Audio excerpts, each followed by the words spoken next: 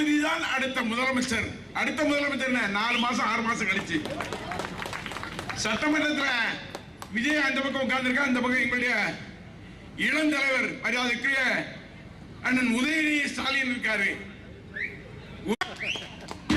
இது எந்த ஊரு? எந்த வகையிலும் எவரையும் வீழ்த்தி விடுவோம். அந்த வகையிலே திருச்சி தேர்தல் எங்களுடைய தளபதி போட்டியிட வேண்டும் என்ற தீர்மானத்தை இன்றைக்கு காலையில் நாங்கள் வச்சிருக்கோம். எங்களுடைய தன்ன தொகுதி எப்படி தெரியுமா, அப்படியே சிங்கப்பூர் மாதிரி மாத்தி வச்சிருந்தாரு. ஆனா கேடு கட்ட அந்த தொகுதி மக்கள்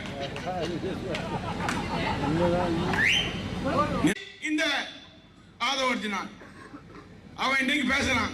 அவன் தான் அவனுக்கு இப்ப கொடுத்திருக்காங்க, நிறைய பொறுப்பு கொடுத்திருக்காங்க கொள்ளடிச்சிட்டு போறதுக்கு. எந்த காரணத்தை நீ நினைக்கிறா 2000 கோடி அடிச்சுட்டு உடனே தேர்தல் செஞ்சுப்போங்கிற திட்டத்தில் இருக்கீங்க. அது நடக்கவே நடக்காது.